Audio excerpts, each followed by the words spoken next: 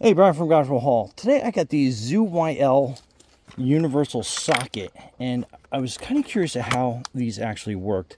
It's kind of hard to tell online, but you have one side is 22 to 19 millimeters, or 19 to 22, and on the other side you have 17 to 21 millimeters. And so this is the connector, and basically it kind of slips in through there, so that's the kind of fit that you're expecting. And how's it work? Put it on, and basically piece of cake on and off. So let's get that set up by hand first off,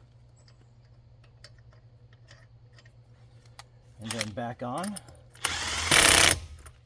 So impact's ready, and then the universal side of this. So again, for this side we just take it out, and this is a 22. So we just flip this around, pull that out, put it on the other side, put that in, make sure we got the right direction going, and then